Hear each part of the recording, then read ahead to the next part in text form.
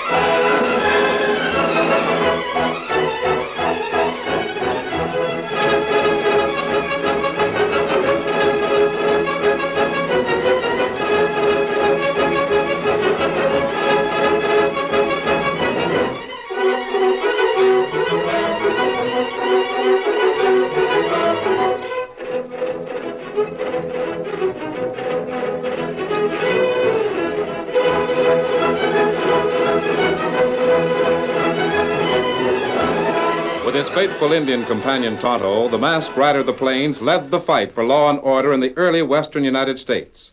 The stories of his strength and courage, his daring and resourcefulness have come down to us through the generations. And nowhere in the pages of history can one find a greater champion of justice. Return with us now to those thrilling days of yesteryear. From out of the past come the thundering hoofbeats of the great horse Silver. The Lone Ranger rides again. Come on, Silver! There's trouble ahead! I'll Silver! Away!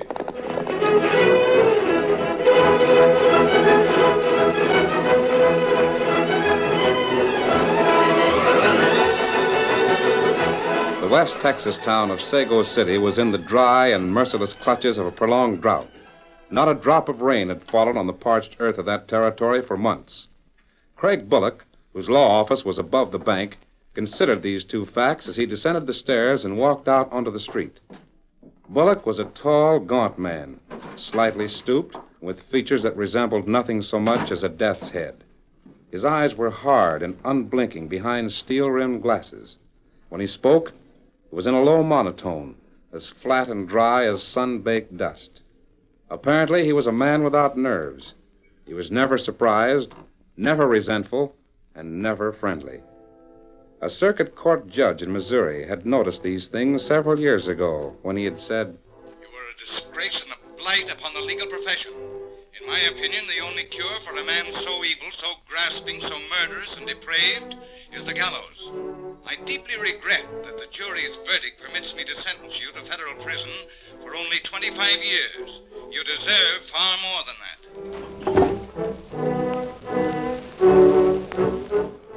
But the good people of Sego City knew nothing of Lawyer Bullock's past life. They knew him only as a dour and silent man who rarely spoke, as he did now to a group of ranchers who stood near the hitch rack. Good day, gentlemen. Pretty bad, isn't it? This drought, I mean. Pretty bad, all right. Yes. Yeah, worse than that. If we don't get some rain soon, it's going to kill what few of us are left. Yeah, it's a shame. Yeah, it killed through over 300 head of my stock. The rest of the critters are so weak they can hardly stand up. What good would it do? There's nothing but parched weeds for 'em to graze on. That's right. You're Tall Hubbard, aren't you? Own the rocking tea spread? That's right. Excellent piece of rangeland. Yeah. So's the Broken Arrow. Jim Never's place right next to me. Rangeland's no good without water. Right. Let's see. How long has it been since we were fortunate enough to enjoy a little rain? 403 days. 403 days. It's odd that you should keep such an accurate count, Mr. Hubbard. Condemned prisoners keep a pretty good count of the days before they die. That's what this drought is to us, a death sentence. Strange that you should say that. What do you mean? Nothing. I wish there was something I could do about it, gentlemen. What's the matter, Bullock? The whole town's in trouble. Thought you lawyers thrived on trouble. Not this particular kind. Yeah, guess it doesn't fetch much business. It has been my experience, gentlemen, that there are more important things in the world than business, even legal business. I am sincerely sorry for all of you. If it were within my power to turn on the rain, you may rest assured I would do so. Good day, my friends. He's sure a lot of help. Yeah. Queer sort of cuss, ain't he? I don't know much about the practice of law, but that critter is one part of it I distrust. Look at him moseying down the street. Looks more like a pallbearer than anything else. Who are them two hombres he's talking to now? They're strangers in town. One of them's named Sloan, Lud Sloan. He's a land buyer from the east. The other fellow's called Pete. Well, Lawyer Bullock seems to know him pretty well. I got an idea Bullock knows a lot more than he ever tells. Look, the three of them sure in a huddle.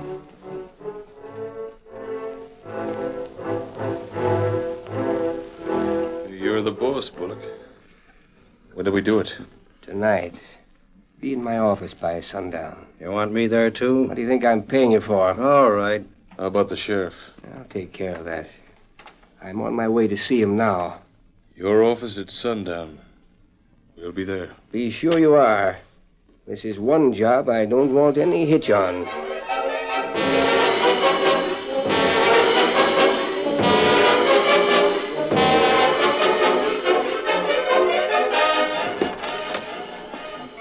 Afternoon, Sheriff Grimes. What do you say, Bullock? Looking for business? I might be. Well, they got a drunk back here in jail. He might want a lawyer when he sobers up. Does he have any money to retain counsel? Not a dime. Not interested. What's on your mind, Bullock? Want to see me? You're a good friend of Tol Hubbard's. I aim to be. Tall and I have been friends for years. And perhaps you can do a service for him. And also for me. What is it? I have a client. A man named Sloan. He's a land buyer. Recently arrived from the east. He wants to purchase Hubbard's ranch, the Rocking T. But your friend won't sell. I don't blame Tall. If I owned the Rockin' Tea, I wouldn't sell it either. It's heavily mortgaged. And because of this drought, hasn't made a cent for over a year. So is every other spread. All the ranches are in the same fix. Well, it ain't their fault. Mr. Cartwright at the Cattleman's Bank tells me that Hubbard's case is worst of all. And his is the most valuable ranch. What's the idea of telling me all this? I thought perhaps you could persuade Hubbard to sell. Of course I won't. Why should I? Hubbard's desperate for money. I know it. But I can't blame him for not wanting to sell the Rockin' Tea. It's his home. That's immaterial. Maybe you think so. But Tall Hubbard homesteaded that land. He and his wife built the first house with their own hands. She died there. Toll's raising his daughter, the cutest little tyke that ever lived. Hubbard's family doesn't interest me. My client wants to buy the ranch. If Toll wants to sell, it's his own business. Then you won't help to influence him? Not a bit. I'm sorry.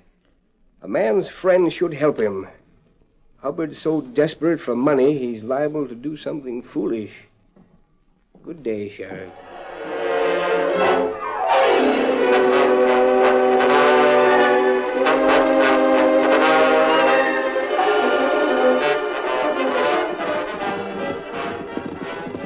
Oh, boy. Oh. Daddy. Hello, Ginger. How's my girl?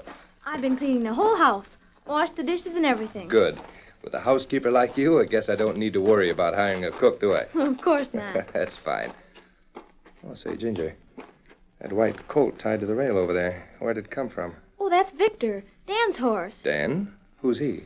Just a boy who stopped by here while you were in town today. See, there he is on the porch. I've been waiting for you, sir. My name's Dan Reed. I'm glad to know you, son. I'm Tol Hubbard. Ginger told me. What can I do for you? Well, two friends and myself have been riding the main trail north of here, heading east. Every creek or stream we found is bone dry and... Hunting water, huh? Enough for the horses. Well, water's a pretty scarce article in these parts, Dan. Yeah, it's the worst drought I've ever seen. Well, we all say the same thing. Cattle dying, crops burned up, and not even a sign of a rain cloud for over a year. Golly. Oh, but I've got a little spring at the bottom of that hill near the corral. It's enough water for us and for the horses. You and your friends are welcome to use as much as you want. Oh, thank you, sir. I'll tell them. We'll ride back later this evening. Anytime. Thanks again. Goodbye, Mr. Hubbard. Bye, Ginger. Bye. Seems like a nice youngster. Got a fine-looking horse there. They're both nice. Come on, Victor. And now, sis, what kind of a supper have you got fixed for your old pal? The best you ever ate. Ha, ha, ha. I'll have to eat it first, for I'll agree with you. Oh, Daddy, you always say that.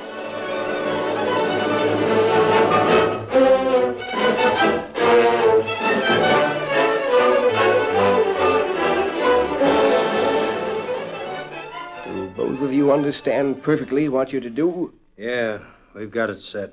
How about Cartwright? He's downstairs in the bank now, alone. It'll be a cinch.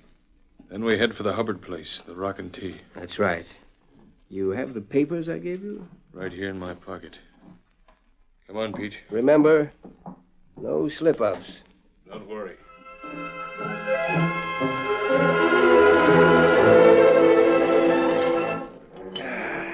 You win, Ginger. That was the best meal I ever ate. You look worried, Daddy.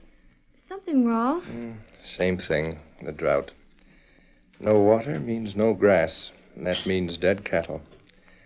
Cartwright at the bank won't loan me any more money to buy hay, and... Oh, I wish there was some way I could help. Oh, you are helping, honey.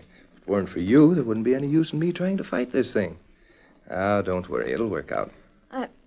I might as well get the dishes washed. I'll go down to the spring and get some water. Sure, but watch your step. It's dark outside. I know the way. No matter how tough it gets, I'm the luckiest man in the world to have a daughter like her. Wonder who that can be. Hubbard? That's right. Mr. Cartwright from the bank sent me out here. Cartwright. Why, I talked to him this afternoon. He didn't I say know. anything. After you left, he drew up this paper. Here, I want you to look it over. Why, this is a joint note made out to Jim Nevers and me. If we both sign it, Cartwright will make a loan of $50,000. Yeah. Why, this is great.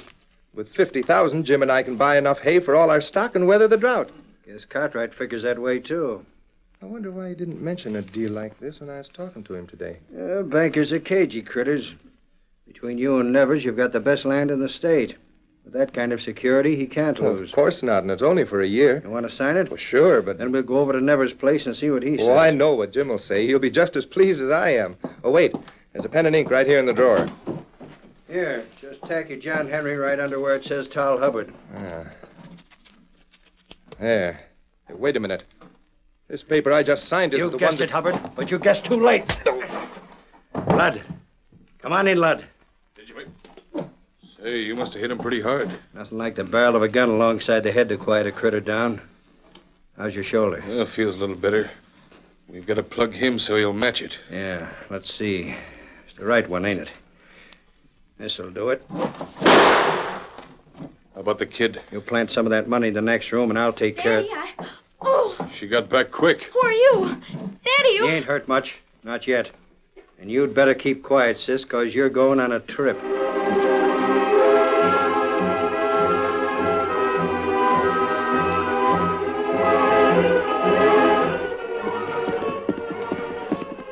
There's the spring. See right over there. Oh, Victor, hold Lucky you located water, Dan. Mr. Hubbard's very kind to let us use it. Easy, Silver. Not too fast, big fella. Yeah. Mr. Hubbard said it hasn't rained over here for over a year. I don't doubt it. Me see dry spell many time. Never see one bad as this. Yes, it's work. What's that? Let me go! Let me go! Hey, it must be Ginger. The little girl I was telling you about. No, let me go! Golly, that doesn't sound like a father. He's in trouble. Come on, Silver. Hit him up, Scout. Come on, Victor.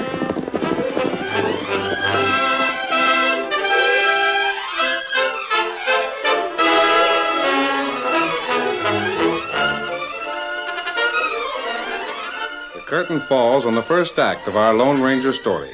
Before the next exciting scenes, please permit us to pause for just a few moments.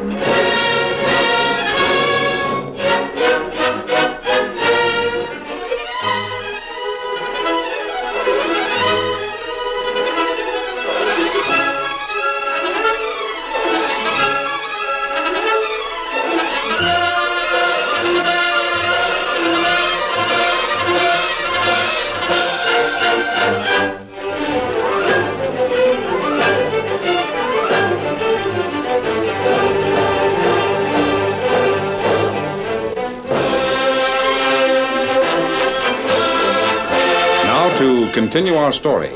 Urging their horses forward with all possible speed, the Lone Ranger, Tonto, and Dan rode toward the Hubbard ranch house and the frightened cries of Ginger. It's the girl, Ginger. 2 men. See, one of them's holding her on his horse. Wait, pull Silver. Hold, go. Victor, hold. Hey, they're getting away and taking her with them. Aren't you going to do something? These men are heading north. Cut to the left and follow them. Don't try to overtake them. Find out where they go. You do it. Get them up, Scout. Why'd you just send Tonto? The girl's been kidnapped, Dan. I'm sure of it. Oh, golly, then now, why... Listen. Those horses are coming from Sego City, heading right for the ranch. Tonto will trail the men who have the little girl. You and I will move up to the east side of the house and see what happens there. Who do you think those men are? That's what we're going to find out as quietly as we can. Come on, Silver. All right, Victor.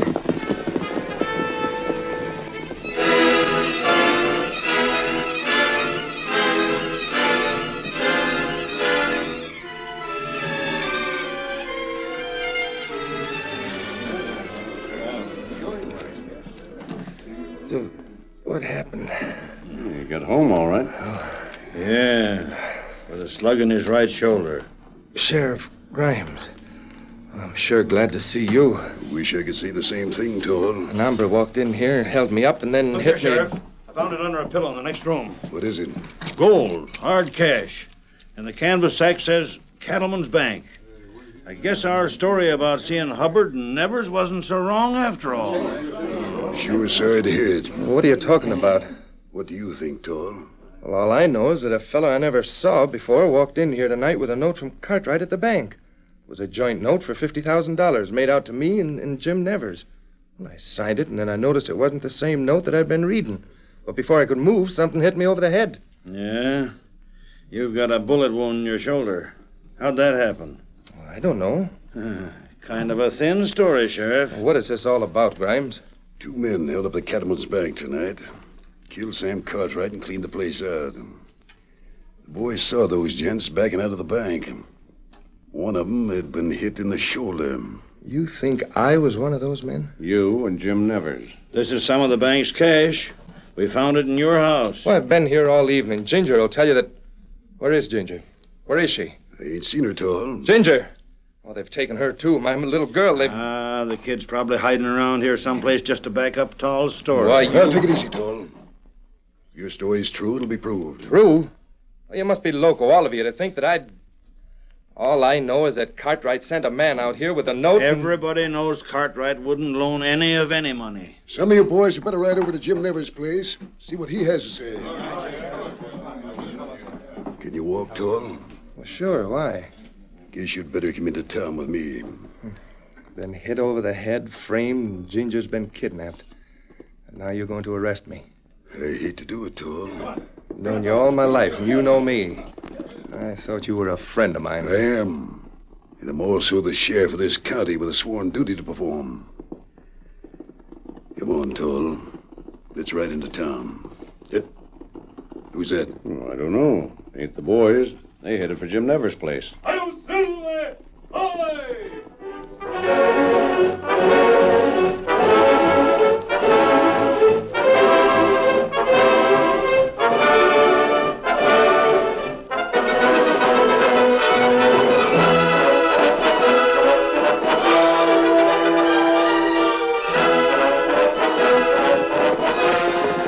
Tonto's already here in camp waiting for us. Hold, Silver. Hold, Victor. Hold.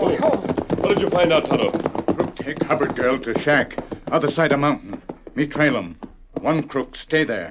Other one leave. Take trail to Sego City. They must be holding Ginger for ransom. There's more to it than that, Dan. Mr. Hubbard hasn't any money. Then why else would... Whatever the plan is behind this, we must protect the girl first. You can handle that, can't you? Me handle it quick. Good. Take Dan with you. Oh, gee, Tell Tonto, Dan. He'll know what to do. And where you go, Kimasabi? I'll follow that posse into Sego City. Apparently, we're the only ones who know that Tall Hubbard is telling the truth. Come on, Silver. Golly. How are we going to save Ginger, Tonto? Oh, me not know. First we ride, and ride fast. Get him up, Scout. Come on, Victor.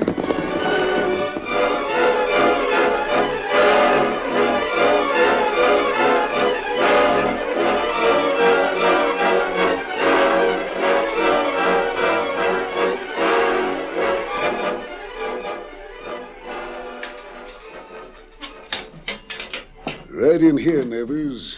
I've only got one cell in this jail. You and Tall have to share it. Jim. Anything you say, Sheriff.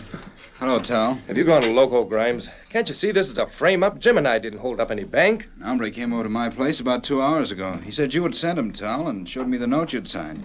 Naturally, I signed it, too. Sure. Sheriff and a posse rode up and arrested me.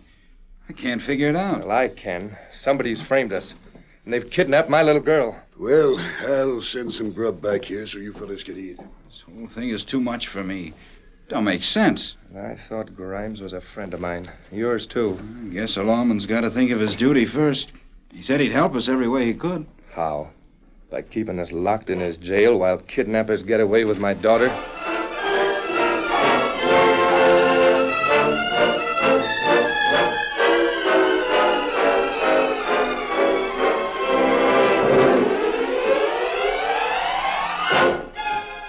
Sheriff Grimes. Mashed that. Better not draw, Sheriff. I have you covered. Who are you? What do you want? You have Tall Hubbard and Jim Nevers in jail. What's that to you? Oh, I see. Then Toll and Jim are tied in with an outlaw, and you're one of No, them. I'm not an outlaw. Neither are they. Hubbard's little girl was kidnapped tonight, and he was tricked into signing a note, just as he told you. Yes? How come you know so much about it? I was there. You were there? We're wasting time, Sheriff. Friends of mine are trailing the men who took Hubbard's daughter. I'm here because whoever planned this thing will follow it up before the night's over. Oh, wait a minute. I'm the sheriff of this county, and there's no reason why I should palaver with a masked hombre like you. The reason's right here in my hand, Sheriff. And it's loaded. What do you want? Have you any idea who would frame a thing like this? No, I haven't. And all we can do is wait. That door over there, where does it lead? Storeroom. Keep saddle gear in there. And that's where I'll wait. The door will be open enough for me to use this gun, if I have to. I don't know what you're figuring on, stranger. Neither do I. We'll both wait and see.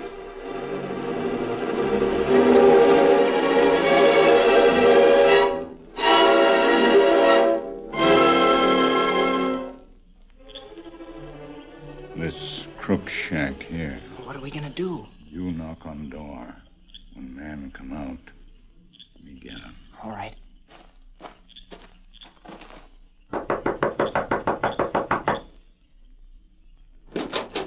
What do you want? Well, I was riding south to Sego City, and, well, I guess I lost my way. Thought maybe you could help That me. ain't my fault, kid. We don't want any strangers around here. Get moving. Oh, won't you at least point out which direction is south? I said get moving. Sego City. Oh, did you get him, Tom? He'll not know what hit him. Who is it? Who's there? That's Ginger. I'll go in and see if she's all right. Me tie up crook. Ginger, are you all right? Dan. Oh, I'm so glad to see you. Oh, they've got you tied to a chair. Here, fix that. Oh, I could hardly believe it when I heard your voice. Who is... That's Tonto, Indian friend of mine. Here, you sure you're all right? They didn't hurt me. The only thing is, Daddy. Daddy was lying on the floor. Those men Your must father's better now, Ginger. I'm sure you'll be all right. I want to see him. I want to go home. Well, he isn't there now, Ginger. He went into town with the sheriff. But Tonto and I'll take you to him. Can we get there fast? Oh, wait till you ride Victor and you'll know what the word fast means. Are we ready to go, Tonto? Me carry crook and scout. Girl ride at you. Come on, Ginger.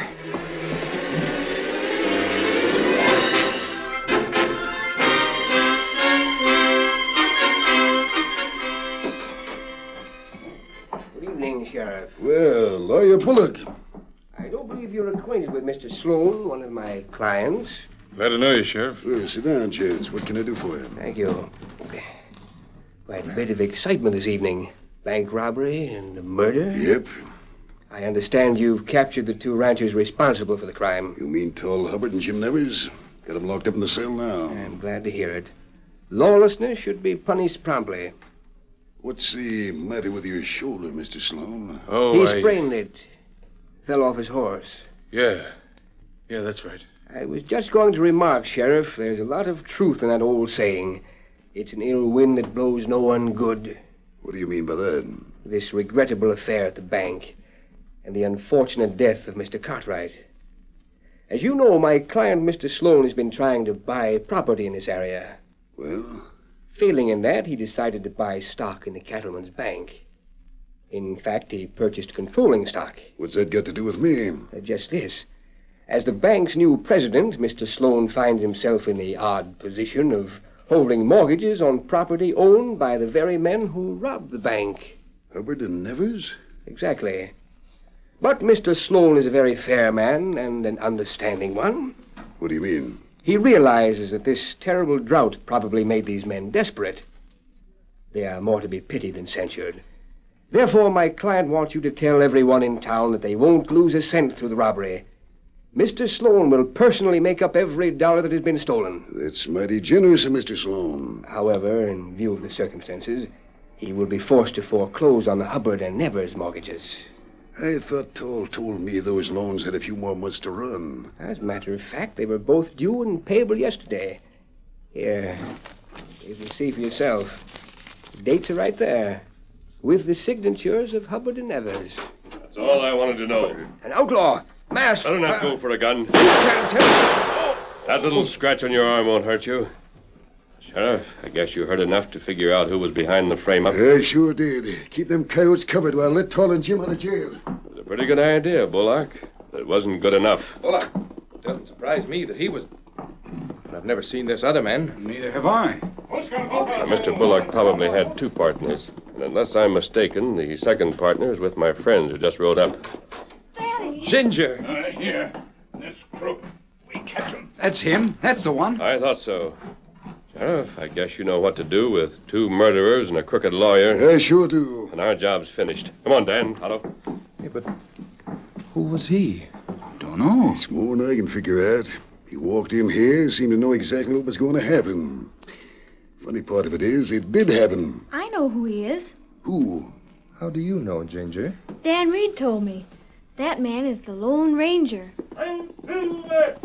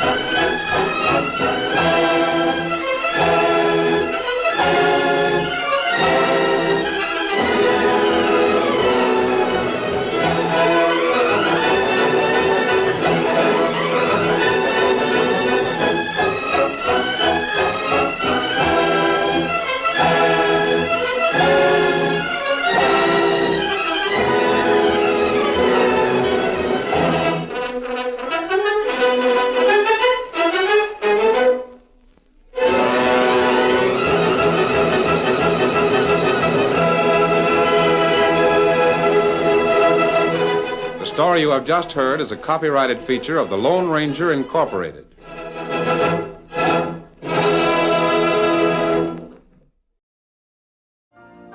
You've been listening to the OTR Gold Network. Find more classic radio at otrgold.com.